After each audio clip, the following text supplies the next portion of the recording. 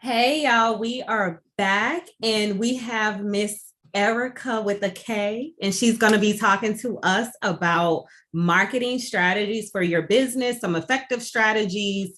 Before we get into that, you already know if you get anything of value from this video, if you can like the video, subscribe to the channel, leave a comment, and then also share with other people that you know that might be interested in this content.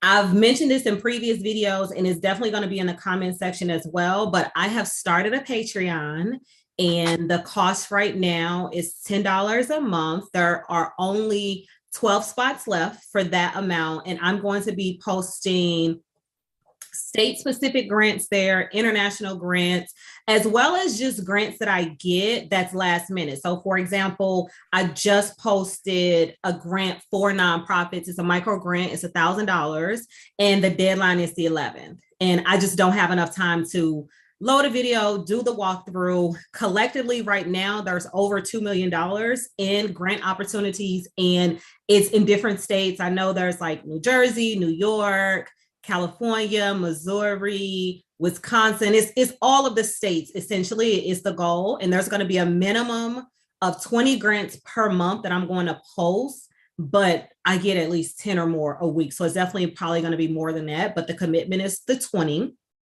So again, sign on to the Patreon. You're going to have to connect your Discord to it. And then the prices will go up per tier. But the inaugural Patreons, which is what I'm calling them, that fee is $10 and there are 12 left. So Miss Erika, if you can go ahead and introduce yourself, let us know how you got here, some of your background, contact information. I'm going to definitely put that stuff in the comments as well. And then we'll get on with the topic. Well, sure. Firstly, thank you so much for inviting me to have this chat with you, speak with your people. I am a word nerd. Okay. I have been in love with words since early elementary. I was that kid that got the straight A's, but also the comments that they spoke too much in class. So that's how we started and how we got and where we are right now. I am a director of communications and marketing for a national nonprofit. I've been in the industry for almost 15 years. And I think talking too much early on has really panned out well for me. Working with small businesses, nonprofits, for-profits, the arts, just all of those various things wrapped together. I always find myself working in the journalism or the PR, the communication or the marketing, one of those pieces throughout my career. And I'm so excited to be able to bring that information to your folks. I appreciate that. So, your contact, just your email, whatever contact you want to give out. And then of course, I'll put it in the comments as well. Most definitely. So we are the Wilson Group LLC. So you can find us on Instagram at the Wilson Group LLC. Our website is the Wilson Group LLC.com. Email is the Wilson Group LLC at Gmail. So anything and everything is the Wilson Group LLC. You Google it, you can find us. All right, perfect. So if you can just let us know, okay, I'm going to start my business. What are some of the things that I should think about from a marketing perspective before I launch my business?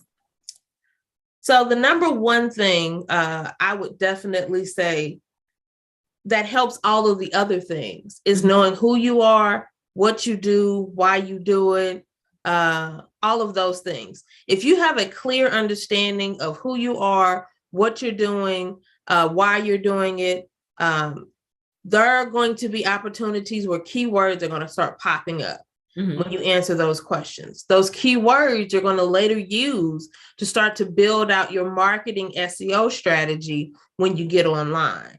And so SEO is just this little acronym. You probably see it everywhere, but it's search engine optimization. Okay. And so it's a mouthful to say, your computer is a computer. Right. And so when folks are Googling or Yahooing or Binging different things in their search engines, and they're looking for small businesses, what words are they using to find that business? Is it dog groomer near me? Is it marketing specialists in the 38150 area code? What are the things that your target market is Googling or they're searching online? Those are going to be the words that you want to have on all of your branding and marketing documents, on your website, on your social media pages, because what the computer and the Google world is going to do is it's going to scan the world and find those things, and the companies that have those words are going to be made possible for that person that's searching. So first you have to know who you are, why you are, how you are, so that you can get those keywords, so that you can now place yourself online the way that your target market wants to find you. Now, you've mentioned target market a couple of times now. Yes. So it seems like it's important. Oh, what are some things to think about when you're saying your target market, right? So I always, not gonna say always, sometimes find that business owners, they think about self. So this is what I like. This is what I think will be profitable. This is what I want to do. I even had a conversation with a business owner, whereas they have one niche and they're super successful in it right now, blowing it up. However, they're saying, well, I don't want to do that. I want to do this. And I'm thinking, could you really pivot when you've created this brand essentially for what it is that you do and what it is that you're an expert in? So I hear two different questions. So the questions that I'm hearing are, if you've been super successful in one thing, can you then market yourself in something else? Yeah, not necessarily even market yourself, but decide that essentially you're controlling the market, right? Let's say if my target market is 18 to 20, that's just who it is. But all of a sudden, I'm doing things for 30 to 35-year-olds, but that's not really my market. And sometimes your market will drive you to what you should do. Because if I think about my YouTube, there are other areas that I want to discuss, right? I want to discuss, how did I pay off my student loans? I want to discuss like investing in properties. I want to discuss all of these other things. However, right now it's grants, and that's what's driving it, and figuring out, okay, when do you pivot, if you even can pivot from what you're known as? Gotcha. So for me, I like to look at it this way. Yes, business owners can be very self-centered and they want to do the things that make them happy, that give them joy, but they also have to realize if they want to be profitable, they have to do the things that their market is asking for. And so if your favorite color is blue, but your market is asking for pink, then it doesn't matter how many cool products you put out in blue, they're just not going to resonate, no matter how strong your product or service is. So you have to realize and understand your market and then do the things that they want. Now, you can also have multiple strategies for different audiences. You're going to have the folks that are the 18 to 24, and you're going to have the 30 to 45, and then you might even have the 65 plus. And each of those markets are going to require different things from you. The post that you're going to gear toward them, or the platforms that you're using for them, are going to be different. I think that would be my number two thing that folks have to pay attention to, is where is your market playing? So if it's that 18 to 24, are they on TikTok? Are they on Instagram? If it's that 35 to 45, are they on LinkedIn? Are they on YouTube?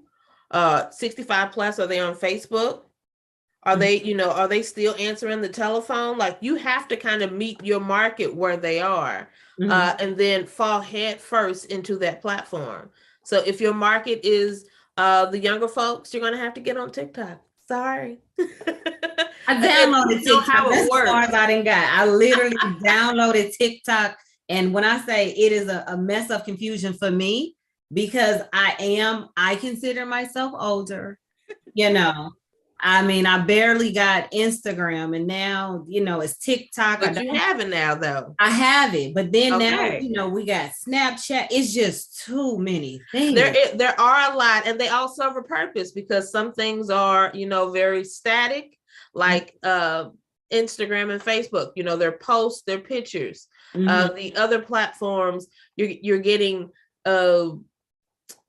reels on Instagram, or short videos on, TikTok. You can kind of do, am I doing a 15-second, a 30-second, or something a little bit longer, so you can have a little bit more control over the length of it, because we know folks have short attention spans. Yes. But depending on that target market group, maybe you want to do TikTok, and the shorter option is for that group. That middle option is for that 35 to 45. That longer, because you're 65 plus, they're going to watch a 5 to 7 minute video, no problem. So, you have to use each platform for what it's worth, and make sure that it connects to the audience that you want.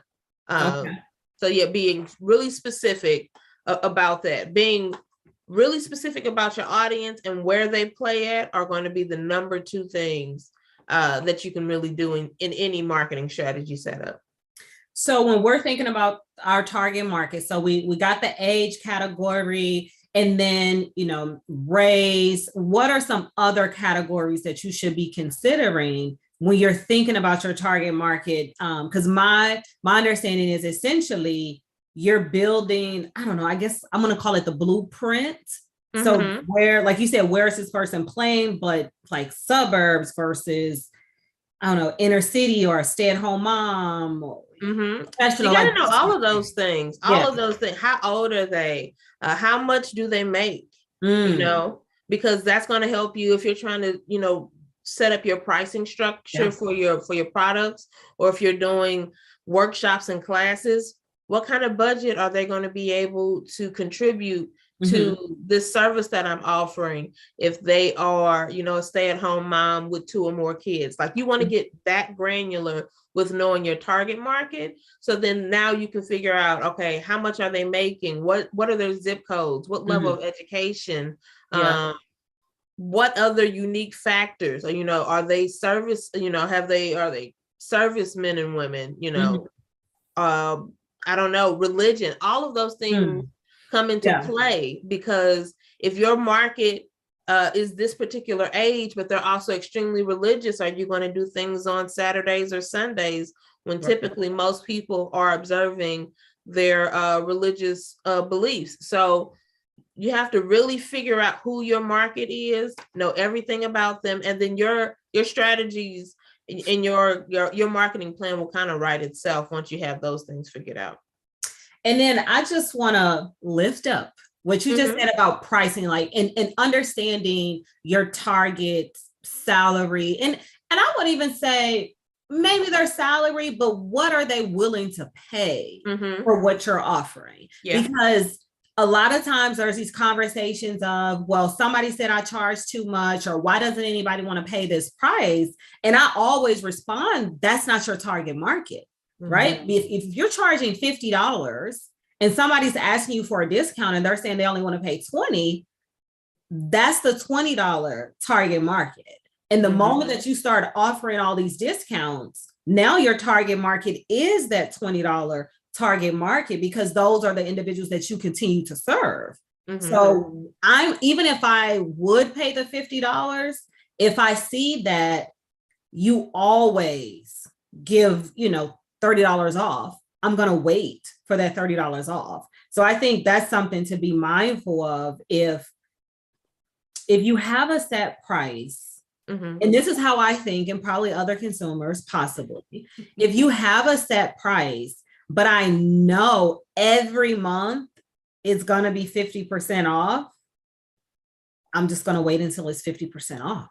And that might be your marketing strategy. Could be. That, you're setting your funnel up of customers. So now that you know that you want the 18 to 24 Black women from Maryland in this particular zip code. Now that you know that this is your market, now that you know that they have a budget of about $150 to $500 a month that they can play around with for things that don't include housing, food, things of that nature.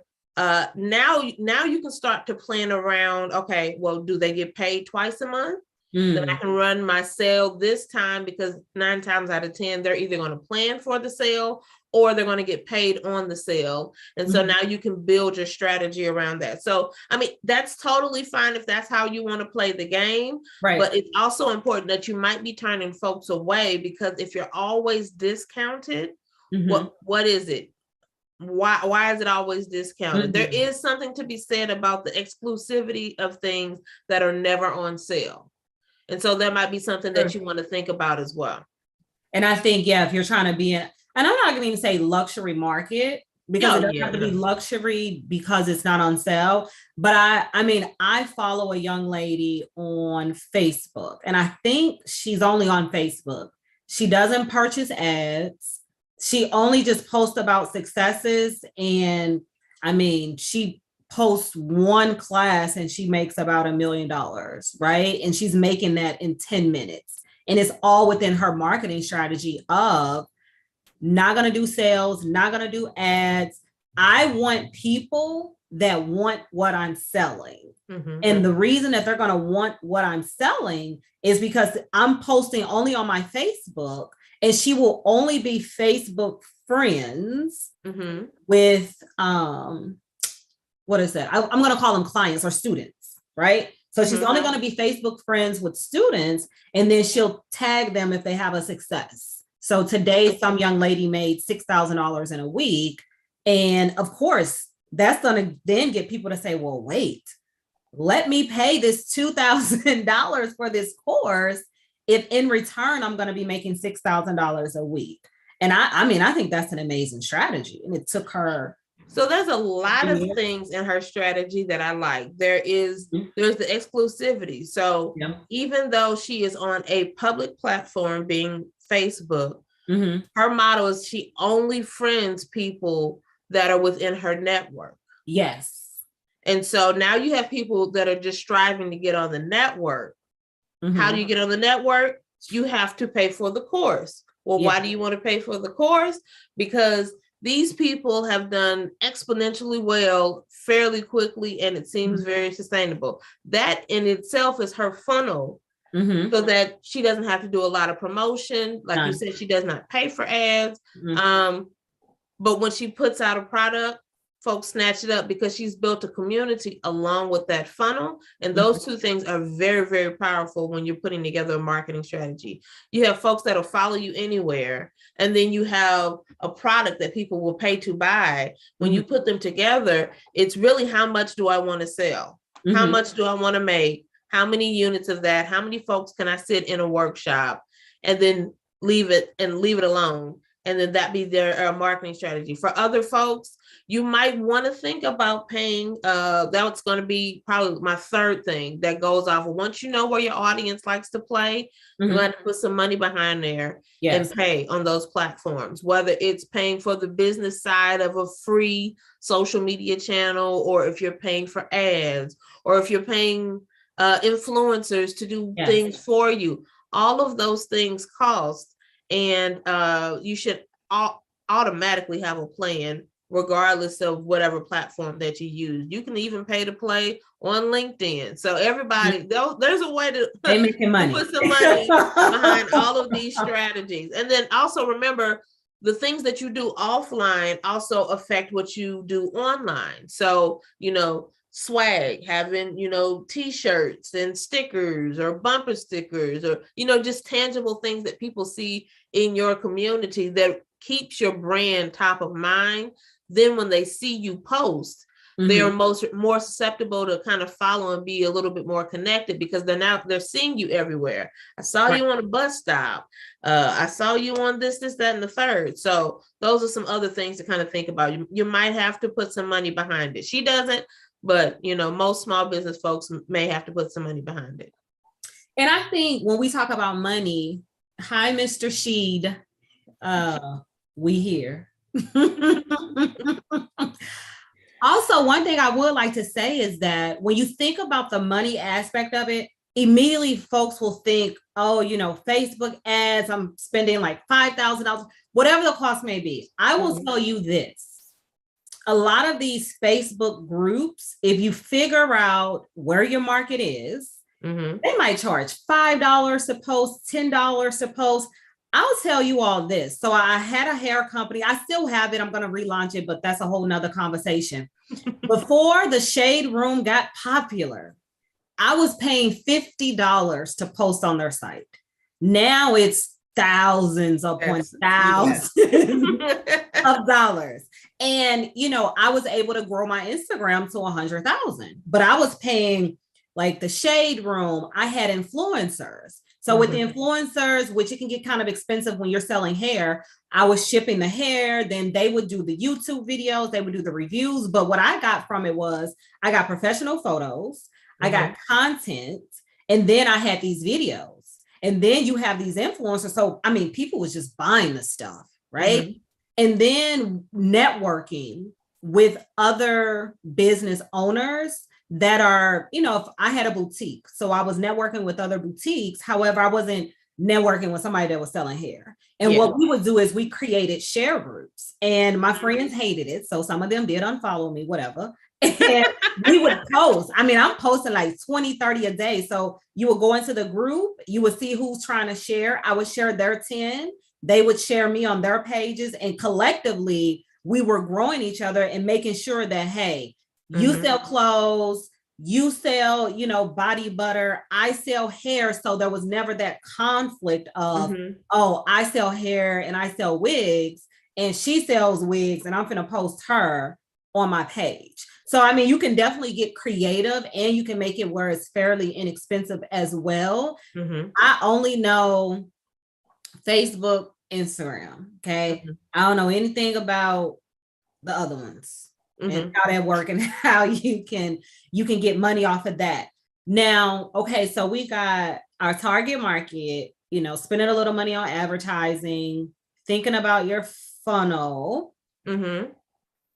What are SEO, because you mentioned that. And what I can say is me and all these different Facebook groups, that has been a super hot topic lately. In that individuals will say, because now people are charging like $50 for websites, $100 for websites. Tell y'all a secret. They are charging you like $50 or $100 for these Shopify's, and then they go on to Fiverr and paying $10. That's how that's working. But you could do that yourself. What people were saying is, and it's true, yes, you could pay $50 for a website, right? But they're not going to do the SEO. And that's, I don't know the word for it, but I know that's like super important to be found, because unless I'm going to post 1,000,001 times, I want to be able to sleep and somebody's on Google and then my website is at the top. And SEO is how that happens. And if you could just talk about, what it is, because you were saying keywords, but how do we find these keywords and how do we know what these keywords are that either should be on the website, or is it like metadata and it's hidden? And I don't know how that would get there with us, but how does it work? So first of all, SEO is a full-time job. It is a full-time job because there's so many nuances to it. So let's stick with the hair. So if I'm selling hair, am I selling to the folks that are in my state? Am I selling nationwide? If let's make it an easy example to follow along. So I'm selling hair and I'm only selling to folks that live in the 1, 2, 3, 4, 5 area code or zip code. So I'm only selling. So now I'm looking for who wears hair in the 1, 2, 3, 4, 5 zip code. Where do they shop? What are they looking up? Where are all of the different things? What do their pages look like? So it's going to take a little research and falling down a couple rabbit holes, because if your target market is 18 to 24, find an 18 to 24-year-old's page. What are they hashtagging? hashtagging. What places are they going? What places are they tagging? Those kinds of things will start to kind of help you develop what your actual target person looks like, so that you can start to identify those keywords. Those keywords might be lace. It might be what lace, so you have to play around what lace with, all of those things. HD lace, what lace wear. Playing around with all of those different keywords are going to allow you to find your target market, because some folks might say, where can I find a lace front near me? Somebody might put what lace that was on Saturday Night Live. Right. So now you have the same two different people looking for the same kind of product, but they talked about it kind of two different ways. So that's why you want to play around with your keywords. And so you might make, several hundreds of keywords that you might use to find your target market. And then you just pick the ones that reflect your brand. So if you sell pants, but a keyword might be breeches, but you don't talk like that, so you're not going to use breeches. Breeches up. You're not going to use breeches on your website or anything like that. So now that you know what words your audience is using, you're going to use those same words on your website. What lace sold in the 12345 area code, zip code. I don't know why I keep saying area code, zip code. And so now you're starting to kind of, that funnel of folks is starting to get smaller and smaller. And instead of you trying to go for the 2.8 billion people that go on Facebook every month, now you're trying to just get that little sliver of that 18 to 24 Black in Maryland that live in the 12345 area and looking for lace. That group is now probably 3,000 people. You can market to 3,000 people really, really easy. So it makes the work of, once the hard work is finding the people, knowing where the people play and how the people talk, so that you can now get in their space and they can feel confident even looking at your business, following your page, all of that kind of stuff. So SEO is super, super important. And so even if you're not going to put money behind ads, maybe you put money behind a social media marketing person, manager, to do that for you, because somebody has to be paying attention to it, whether it's you yourself or somebody that you contract out. Now, what do you think about the old school marketing strategy? So tell you some stuff I used to do. Okay. This was before social media marketing. I would go to Best Buy, Walmart, wherever I was at. I would go to the computer section and I would load my website on every single computer. So if you went to Best Buy, you was looking at pinkcityhairco.com. So even if you didn't know you needed some hair, you'd be like, I wonder why they have this on here. Let me go through the website, right? Now I hear that people are taking like their business cards and flyers. So I think one young lady I saw, maybe she has, I'm assuming she does something dealing with children, because she was putting the business cards, because sometimes toys are just kind of open, like the stuffed animals, it'll be the box, but there's no closure. So they're sticking their business cards inside of just random places. So by the time you open it, you're like, I wonder what this is. If it's a children's book or something like that, or leaving your flyers in different places. What are your thoughts on those types of strategies? Whereas, okay, I'm not online. And honestly, the cost of printing today is so cheap, right? You can go to like Office Depot or something and pay $20, and then you got yourself 50 to 100 business cards, or you can, it's so much DIY too. Yeah. Okay. What are your thoughts?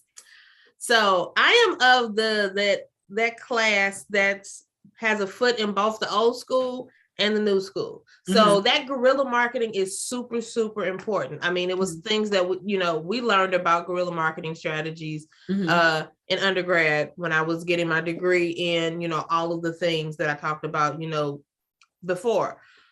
It's very important. Now, the creativity of folks putting their card in, random places so that the unlikely a client can get connected to it is absolutely brilliant. And those things really work. You know, sometimes they're gimmicky, and sometimes a nice gimmick works, you know, every once in a while. But then some are just like well done strategies. QR codes are really popular these days. Yeah. People are making QR code stickers. So now you're mixing an old marketing strategy of the flyers that are on the flagpoles with the new age strategy of people being able to be connected to your social, your website, your whatever through the QR code. But it's still out in the public. I've seen them on stop signs. I've seen them on, you know, bus stations. Like, you can put a sticker anywhere. And so now somebody's going to see this QR code, have no idea what it is, and now they're drawn to it. And it could take you to that same website that would have done that business card in the toy box. So all of those ways are very important. And you have to remember, you're dealing with different generations. And so depending on what you're selling or the service that you have, your target audience might be 18 to 24. But you might want to market a gift card of a parent figure or big sister, so that older age group, meeting them where they are and letting them know you can get gift cards for this 18 to 24-year-old group.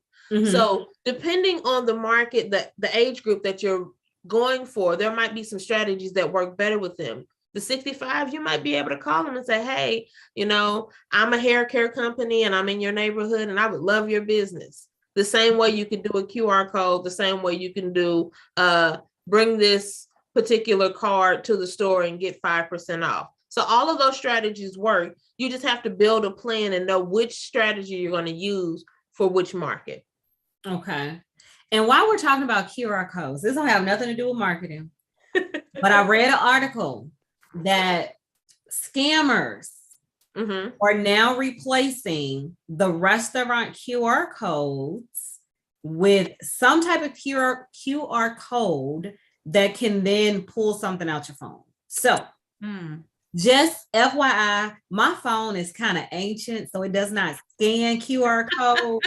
So whenever I go it does not scan QR codes, y'all. So I actually always have to ask for the paper menu when I go, because it's, you know, I'm going to upgrade soon, but, you know, I don't have that issue right now. So that's just something FYI. Yeah, you should always know that while there are folks out there trying to use the internet for good, like we are, there are folks that are trying to use the internet for bad. And so there are going to be, you know, so that's why you want to build your brand up. So if you are straight, you know, analog, with all of the things that you do, if someone sees your logo on something digital, they're going to second guess it, because that's not really what you do. If you're a natural hair care business, they're not going to see, maybe you will see the business card on the perm box, but you know, you just kind of have to, take it, you know, with a grain of salt, because you like, you know, this brand, or you're trying to see what this brand is about,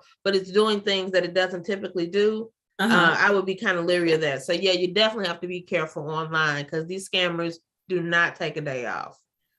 They do not.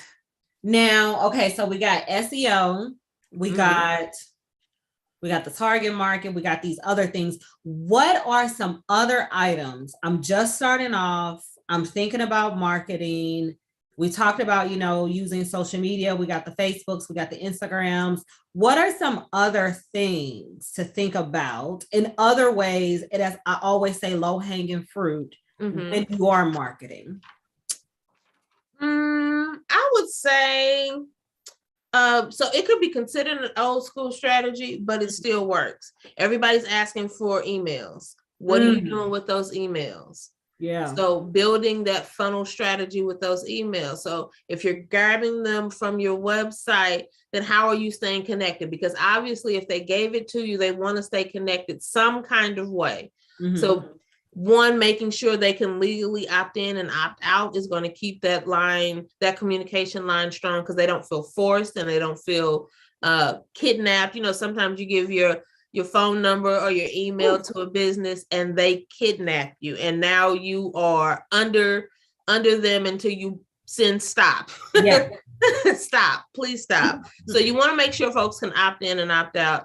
You also want to make sure that the content that drew them to you is also reflected in that email marketing. So if they like the conversational YouTube channel, don't get legal talking in your emails, They don't want because that. they don't want that. It was like, hold on, what happened? You was talking about, hey girl, on the YouTube, and now it's thus and thou, and now I'm really confused. Notwithstanding. Exactly.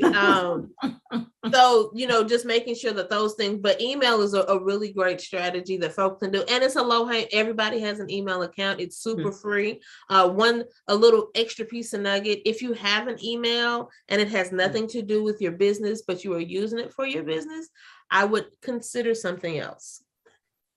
T-shirts, pants, that is true.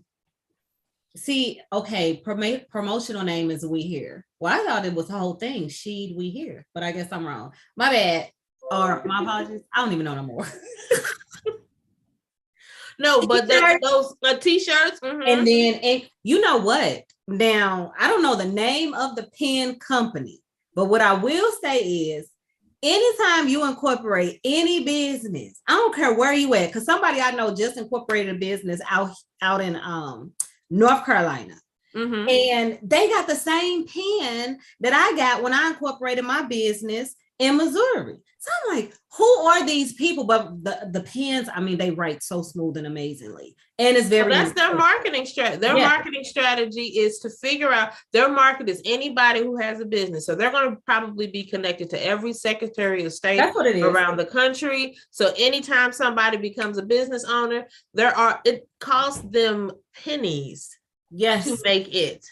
Yes. And they're going to get their money back on the shipping that it costs for you to get that sample. So it's really free, and they're going to throw it to you. And you're like, wow, first of all, it's my first something with my business name on it. So I want to keep it. And if it's really good, now I'm going to actually purchase it. So now they're moving me through their funnel. They looped me in with that free pen. Now I've placed an order. Now I'm a reoccurring customer with them. Maybe I'm doing referrals with them, and now I'm the perfect customer for them. So that penny pen that they sent you was worth the thousands of dollars they're going to get back.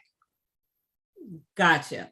So we probably have 25 minutes left of that. So if there are any questions, if you could please go ahead and put them in the comments, so then I can make sure I get those before we log out, because every time I log out, then it'd be one question that I did not get to. So please, if you have any questions, if you got anything of value, you can like the video, you can leave me a comment, you can subscribe, you can share it to other people. But I want to go back to this pen conversation.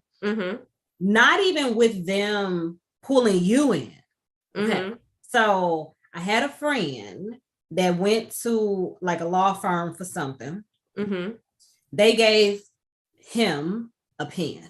Okay. And I used it. When I say that was one of the best writing pens ever, I said, when you go back to their office, take about 4 or 5.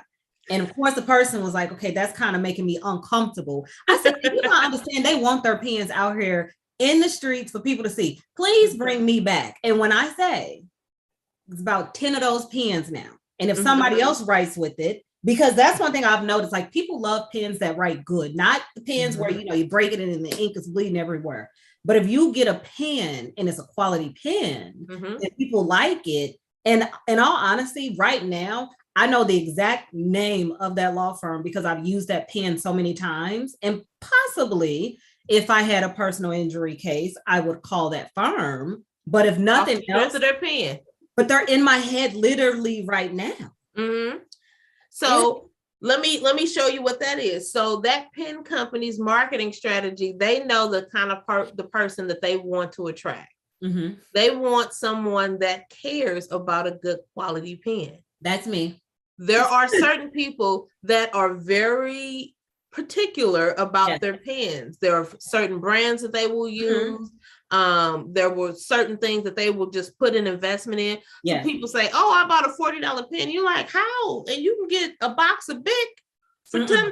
We're I like, don't know. no. I do not want big. I need it to glide across that Exactly. page. So the people that know, so they know that there's a certain group out there that loves this kind of pen, a good writing pen. What are they doing? Where are they going for their services? What doctors do they use? Right. What legal services do they use? And so now they're trying to get to you through the services that you actually go through because they've done the research on you. They know that you live in this particular zip code. You make this kind of money, so that means you're going to spend money in these kinds of places. And so then they're just going to send their pens to those places, not even thinking about you. Right. They're just going to send the pens to those places, knowing that you will eventually get there, get the pen, use it, fall in love, and now they're reconnected to their target market all over again.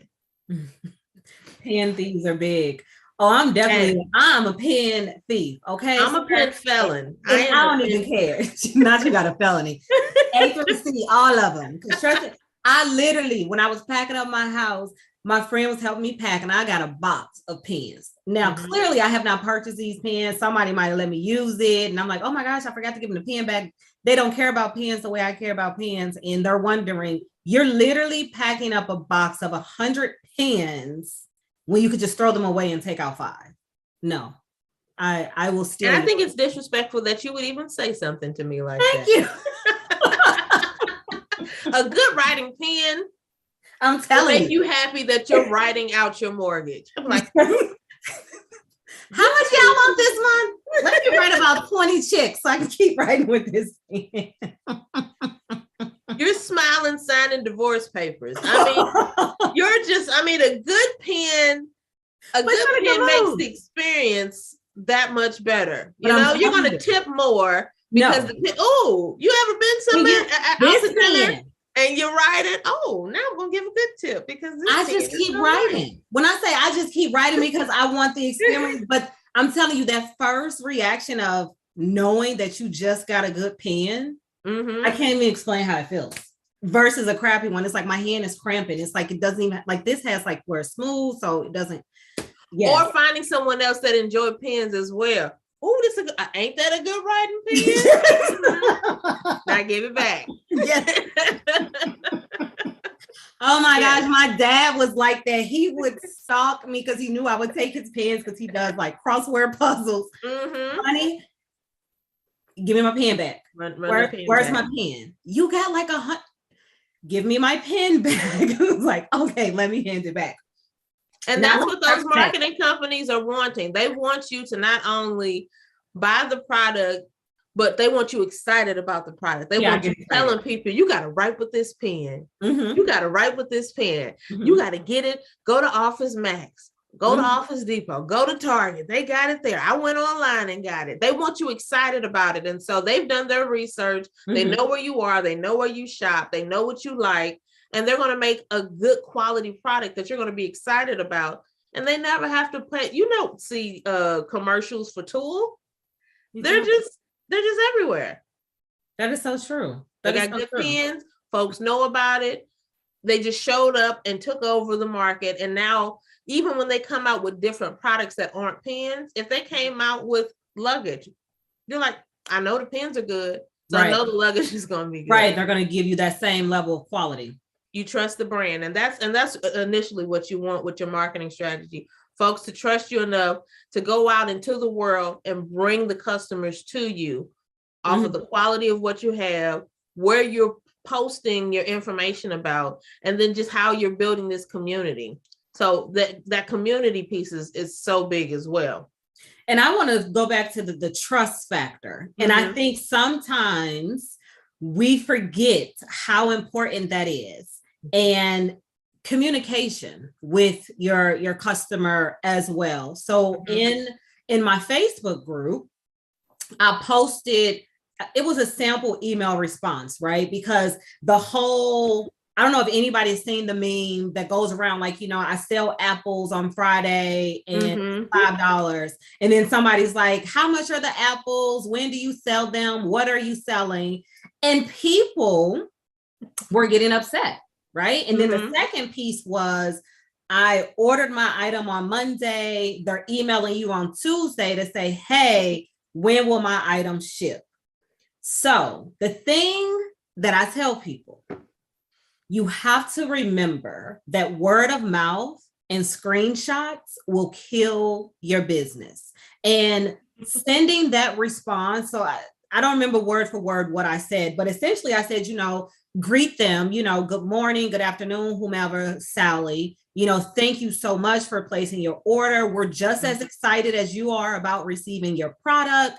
We have a, 7-day, 7 to 10, it takes 7 to 10 business days for your item to arrive. It takes us 3 to 5 days to ship.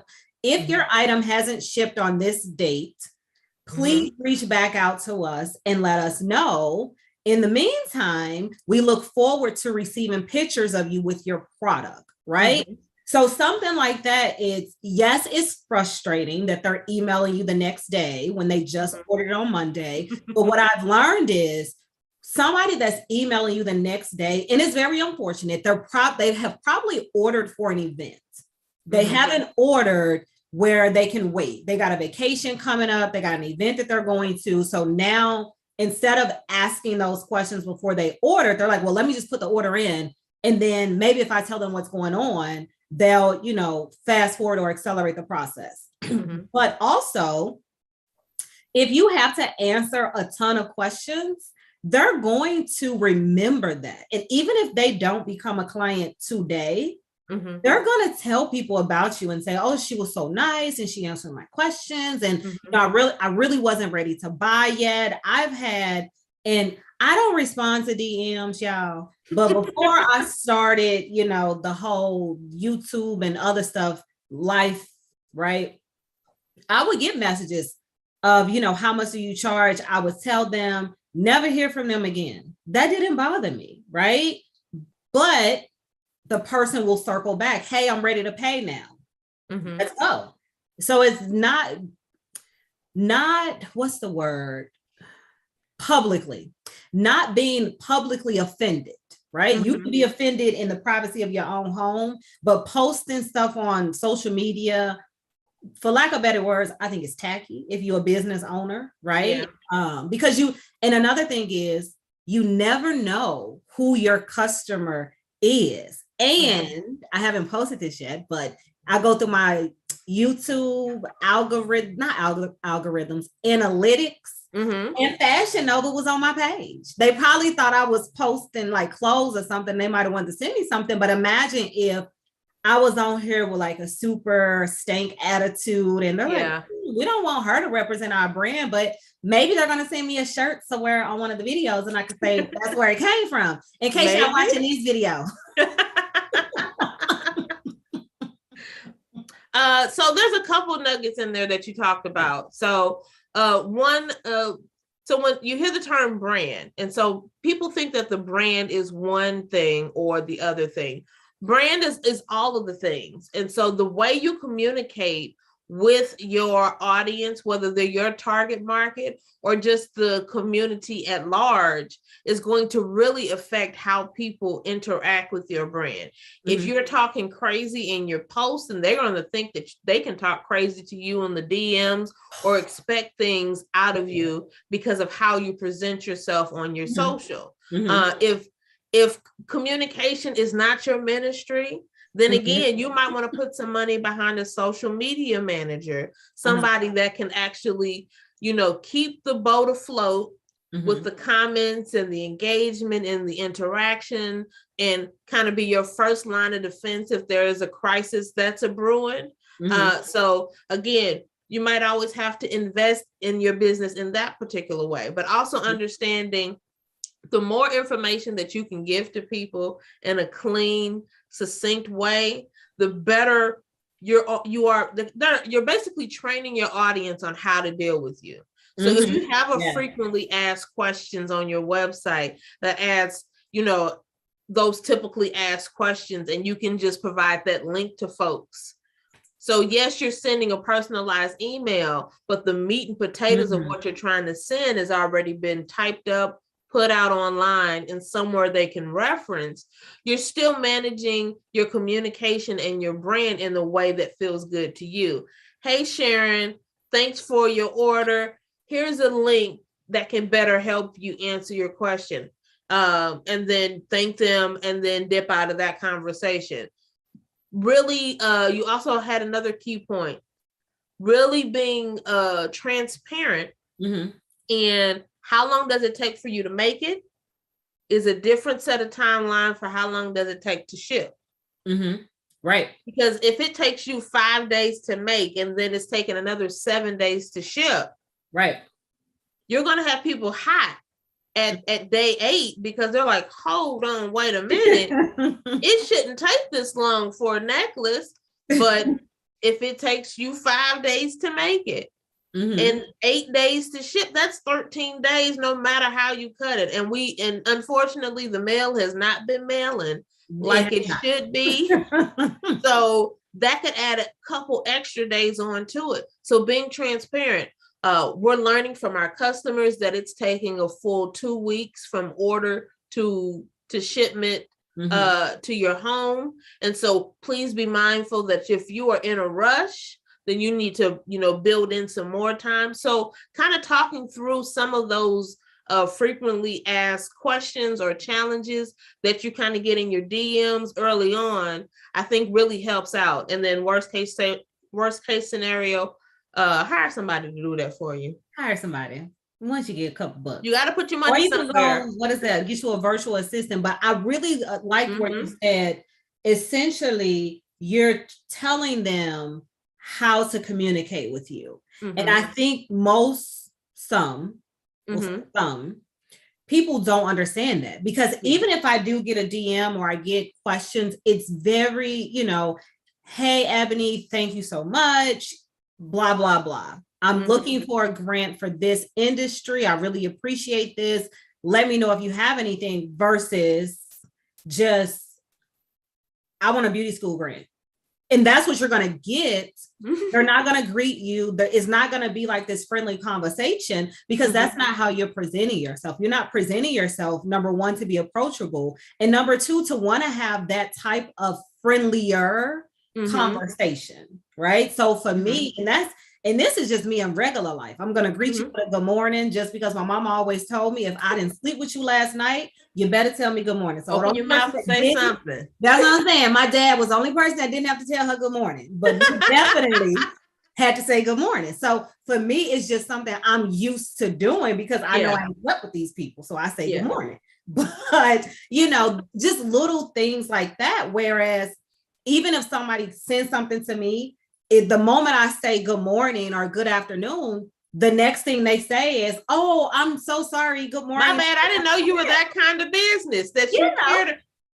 But the thing is, they mirror what I just did. And they will greet me with a good morning or a good afternoon or hi, Ebony, or whatever it is that the conversation that we're having. There is one question before I go into my next comment. Sure.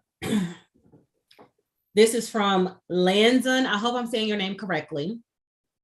How would you market without the physical product in hand? Mm-hmm. I do this a lot and get sales, but most people rather see it. Mm-hmm. First, before you answer, and this is so they can type in a qualifier, what type of product, and is this a product that you just can't have at least one with you at all times? If you're still here, Landon. So I would tell Landon and others like Landon, there's a couple things that you can do. Quality photos will always help if you don't have the product at hand. And also really good reviews, because if you're on Amazon and you're looking at a shirt, the reviews as well as the photos kind of give you the same kind of effect as if you had that item in your hand. You need to hit folks with at least 2 different senses. So, your taste, your sight, your smell, all of those good things. So you want to hit folks with at least 2 senses with your marketing strategy. So a photo is visual, and then a really nice review kind of works on the mental And so you're starting to build that thing. So if you don't have a physical product, I would definitely have pictures and reviews or video that you could show of your product being used. And then maybe talking about why you don't have it on hand. If you don't have it on hand, because I literally sold the last one, and I even sold just say my I sample. just sold the last one. Even if you have I sold my sample because somebody wanted it so bad. Now you're building this buzz. There's this scarcity, and you know how folks love to grab all the toilet paper so that nobody else can get it. So there's no scarcity, and so if you can do a couple of those things, then they can overlook the fact that you don't have a physical product at hand. But I wouldn't buy a booth at a marketing event and not have a product. Okay, don't go to the Essence Festival with just pictures and vibes. I'm gonna need you to have products. Okay. Oh, you're welcome, Tiffany. Follow up. Okay, it's different items of clothing, shoes, jewelry, etc. And then also any suggestions on camera or a good camera phone. Okay, this is what I'm gonna say. Okay. Because I said this earlier. My phone does not do the QR code scanning. That's how old it is. We ain't gonna talk about how old, but it is a Samsung. What is this phone? It's a phone, Samsung phone. And every one of my YouTube thumbnails it was taken on this phone. Okay. So I will say, and what I did was I then paid somebody, I went on Fiverr to remove the background. So even if I get off this video today, I'll take a bunch of pictures if I feel like it. They're going to remove all of this background. And now I'm going to have images to use. And then I would say a good ring light does anything. And when I had, because I've tried a lot of businesses, y'all. So I know you probably like every time somebody talk about something, she's like, because I just been throwing spit at the wall because something has to be successful. So I did have a clothing boutique. And what I did was me and a friend, we literally, she came over my house one day and we tried on almost everything that I had. And we stood against a white wall. I took her picture, she took my pictures, and those were my marketing pictures because I wasn't in a position to go and get, to pay somebody to do those types of things. So I don't know if you have an iPhone. I don't have an iPhone or a Galaxy, but I don't know. Do you have a preference, Miss Erika with a K? So my preference would be a smartphone. Okay.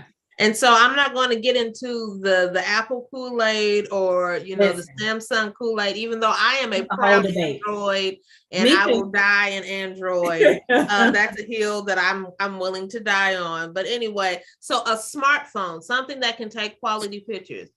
You would be surprised at how good a picture can be if you just had a good angle, good light, and you wipe the screen.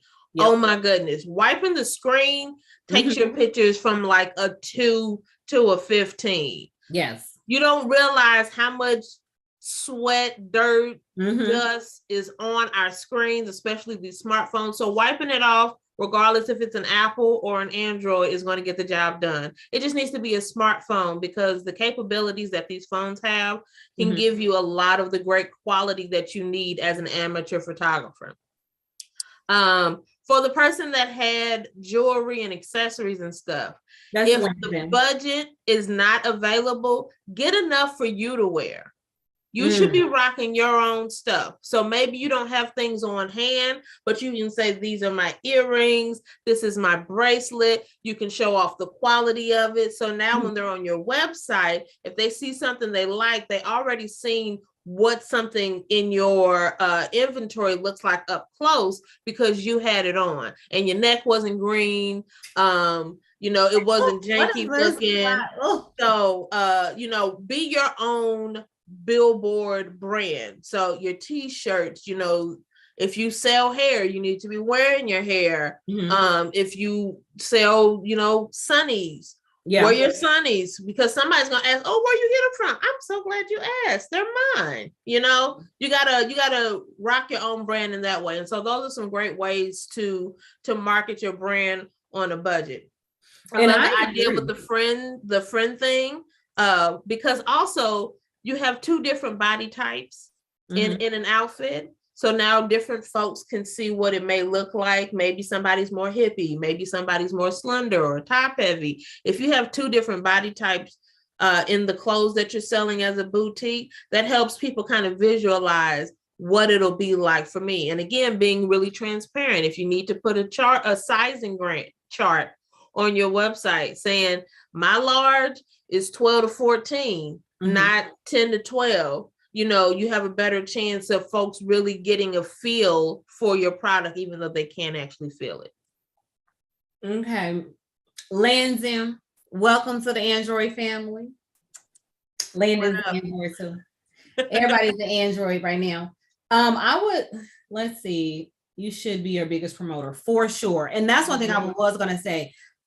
Don't buy too much, right? Because it's going to be stuff that you wouldn't wear, but don't go out and literally, especially when, to me, that was one of the things that I would have done differently, is buying too many things that I'm not interested in, right? Chasing what's popular.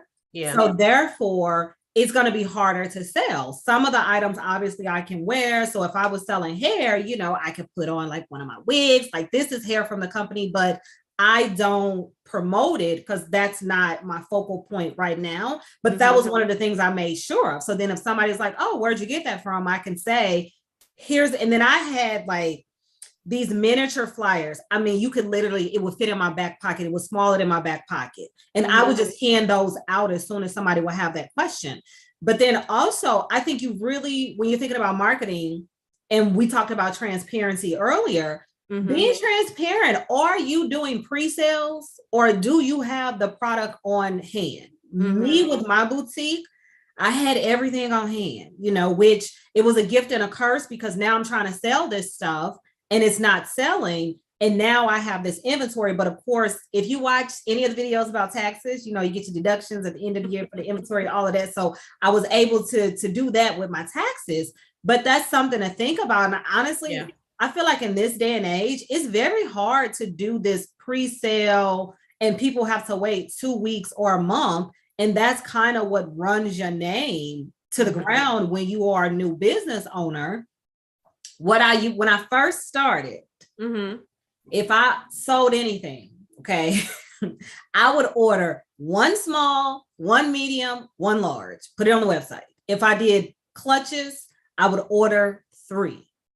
So as soon as somebody bought it, the website said sold out. So of course I'm going to my Instagram, we're sold out and everybody's wanting it. And I'm like, oh, we're not going to order anymore. So people will want to buy because I'm like, man, stuff is selling out. But I was only buying one, right?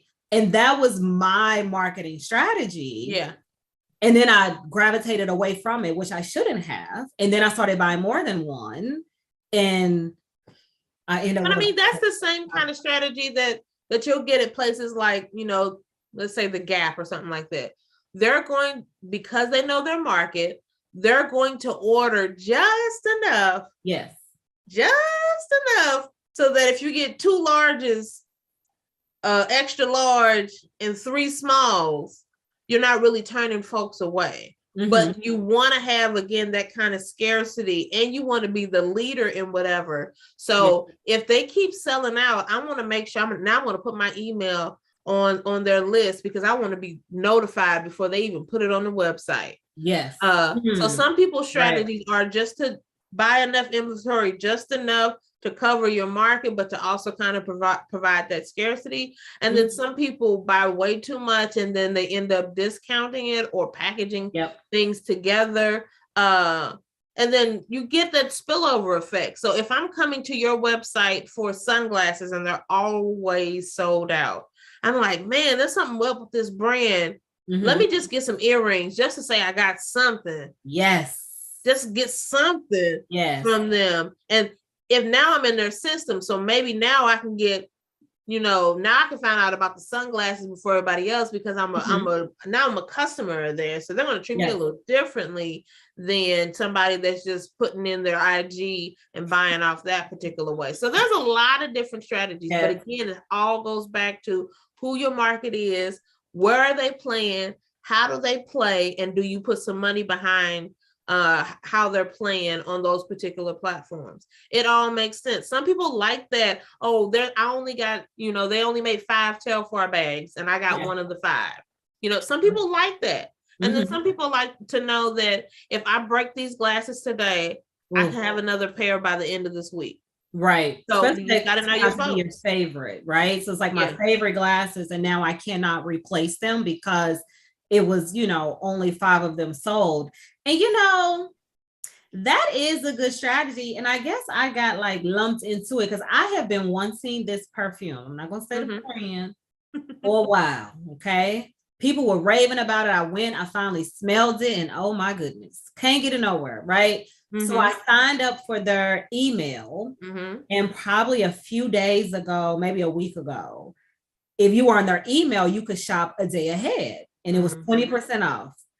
I was definitely at that computer and I ordered. It will be here tomorrow, so I cannot wait to just like smell. I'm excited. But that's probably what they did, right? They're like, we're not going to ship it to many stores because we know that we have this sale coming up. So therefore, they're going to get the bulk of the money, even at 20% off, because who knows what the cut is when it's at a store, right? If I go to like a Macy's or something like that to purchase this item versus going direct to them. And I never even thought about it like that. I just thought I won. Oh yeah, no, it's a whole bunch of strategies like that. Again, that funnel, that word that I've been using, because once you get folks into that funnel, you can kind of, I don't know how old your audience is, but on the little game show, the little Plinko, you put the little chip in there, and it can Price is Right. Price is Right. I got tickets for the possibly go anywhere. Same thing with the funnel. Once you get your people in a funnel, now you can put them anywhere you want them. Does this person like Lux stuff? Well, I'm going to do a limited edition box that's priced a lot higher than what the other things that I sell, but I know that I have a market for people that like to pay for exclusivity and Lux things, or this particular color, maybe they're in a Greek lettered organization. So I'm going to do some things that they can kind of get to match their organization's colors. And I'm going to always have that built in into that funnel. So there's a lot of different ways that you can segment your target folks once you know who they are. Again, if you're talking about Instagram, we're talking about like 1.2 billion people a month using the app. Your people are in there, and once you find out who they are, you can play all around with your strategies. We only have 10. We're doing pre-sale. If you pay in full, you get 10% off. There's so many different things that you can do with your marketing strategy. Right. But it all boils down to, do you know your people? Do you know where they're playing at? And how much money are you going to put behind it? And that's why my Patreon, the inaugural members, there's only 12 left. Come on now.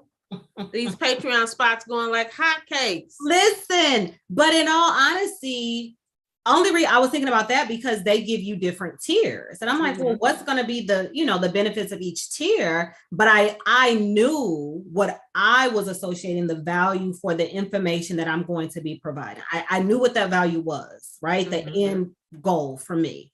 But then I'm like, okay, there has to be a benefit because everybody starts with one. I know exactly who my first YouTube subscriber was, and she's still subscribed, right? So it's kind of like, okay, somebody is going to have to take a chance and believe that there's going to be valuable content inside of the Patreon if, for whatever reason, they haven't watched any of the YouTubes to see if there's value added with watching it, right? So that's more of like, thank you for essentially you're believing in me, and you're paying, the $10 a month, which is fairly inexpensive for what you would otherwise pay, because people are charging a ridiculous amount of money just you get like a grant ebook. It's so many things out there, and a lot of the grants are expired, and the things that I get literally, it's like new grants, up to date, etc. So just doing the tiers, and the benefit of the first tier, well, any of the tiers except for I'm going to say the last one, is that your price is locked in. Like I can't go in, well, I guess I could, but I wouldn't go in and change it. But then if you unsubscribe, which you can, then you would potentially be stuck then having to pay that higher price versus being able to be locked in at that lower price. And I think, like you said, with the funnel, right? So I don't think like that, but clearly YouTube is the funnel to something. Before I forget, because I will, because I've had this question in my head. We talked about the email lists. Are there platforms that you recommend people to use? And then what type of content should they be sending out, right? Because I don't want to just be sending out emails, even if I have like 100 or 50 or whatever. And then the third question is, how often? Okay. So all of these are really, really good. I'm going to do a little shameless, but building out your communications plan is super essential to your marketing plan. And so really knowing who your market is, what platform, those things that we already talked about, that's going to help you build out what kind of email marketing strategy that you want to use. But first, the first question, Mailchimp's direct contact, those are probably the two more popular. I think Rocket Market or something along, I don't know. I'm thinking about Rocket Mortgage. You think about that's totally not that. So we're going to stick with Mailchimp and Constant Contact, because those are probably like the Pepsi and the Coca-Cola of those kind of platforms. So they have tiers in them as well. Everybody has tiers. So if you haven't thought about tiers for your business, think about it, because there's always going to be different folks with different kinds of money, and you want to make sure that you're connecting with all of those folks. But those two marketing, so those would be the two that I would recommend just by brand name alone. Also looking at, because you know where your market plays at, you have a Facebook page or an Instagram page or a YouTube, making sure that email marketing and that other social media channel can work together. So those are also going to be very important to make sure that if you're doing your website on Wix and Wix only takes Constant Contact, well, then there you have it. They do a lot of templates and sample funnels on these two platforms. That's why I would say that. So if you don't know anything about funnels, anything about email marketing strategies, these two folks have things kind of built in depending on the tier that you buy, so that they can kind of do that work for you. Knowing your market lets you know when they're on these platforms that they like to play on. So if I'm 18 to 24, I'm not up at 6 a.m. So don't send me an email at 6 a.m. You just have to know your market. If they're up on TikTok at night, having an email go out at 1 a.m. is going to catch them, because they're up anyway and they're on their phone, and now they got an email from the brand that they like. You're meeting your market where they are when they're there. And so there's a lot of different strategies depending on, the platform. Sometimes, early morning for Facebook, midday for Instagram, TikTok is kind of late at night when you're kind of like mindlessly scrolling. So depending on the platform that you use, there are some best practices. But again, it's the market, where they want to play, and then kind of doing the research on when and how often. Okay. So I think with that, if you can, again, for people that are currently on and watching, what services do you provide? Contact information or anything else that you would like to share. Thank you for the content. You all, we are going to have three more sessions Saturday around 10 a.m. or 11 a.m. Central Standard Time. We're going to do, social media marketing. So we're going to talk about what happens if you go viral, things like that. And then we have another session on understanding digital marketing. And we're going to talk about analytics and how to really look at that and then use that to get to your target market. And then the last session, we're going to talk about essentially pay to play, but in a legal way. So that's going to be the final session. But if in between time there's any questions, please leave comments, because that will then help us be able to navigate and prepare for the next session. Because right now, this is the blueprint that we have, but we are definitely open to pivot on any of this if there's other content that you would rather learn about. Like the video if you got anything of value, subscribe, comment, share with a friend. We greatly appreciate all of those. Thanks for the thumbs up. And Miss Erika with the K. So services that you will provide, contact information. You got a book, right? Yeah. Okay. Yeah. So many good things. So the Wilson Group as a brand is an umbrella of a lot of different services. So it's my husband and I, and we're doing a lot of different things. And so you can get candle making workshops and classes, or wholesale, or we teach you how to be able to do candle making. So all the things candle making in that particular way. The two books that I have are, okay, if you don't know anything about communications and marketing, we've got 2 journals that provide some prompts. And if you follow the prompts, you'll basically have a working document that will act as your marketing and communications and marketing strategy. So both of those are on Amazon. They're very inexpensive. You can get them both for under $40, and it's way under $40, you know. So those are really great for the small business owner that knows nothing about communications and marketing, but you know how to answer questions about your business. Yeah. And once you finish the entire journal, you'll have a working document that you can either reference when you're doing your own communications and marketing work for your business, or you could give it to that social media manager and say, okay, here's the Bible on how to run my business. Take it and do what you do best. So you can use those either way. And so we're consultants that like to mix a little bit of analytics and creative things together. So we just want to be able to help small businesses thrive. And because communication, marketing, and all of those things are, you know, my little genius zone, that's what I want to offer up to your audience as well. So I want to thank you so much for this time. This has been a great conversation. I can't wait for the rest. Hey, Foso. Foso Social. I like that. We're actually, if anybody in these last few seconds have any questions for Miss Erika with a K in the Wilson Group, please put them in the chat, because after the next 60 seconds, I am going to say good night. I appreciate you.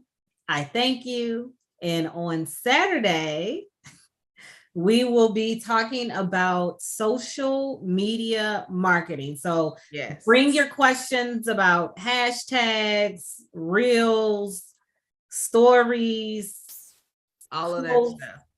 Automation. I don't know what else. All of that. Anything you might have, we're going to discuss. We're going to talk about it all. We're going to talk about it all. You so are Wilson Groups everywhere. Now I'm reading this. Oh, You're quite welcome. Bantu is saying thank you for the information. No problem. The Wilson Group everywhere. You are. And if I'm not there, let me know so I can get there. Get there. Okay. Well, with that, I don't see any more questions. You all enjoy the rest of your evening, and thank you so much for spending this time with us. And we hope to see you all on Saturday. If not on Saturday, always watch the replays and feel free to join us whenever we go live again. Thank you so much. Good night.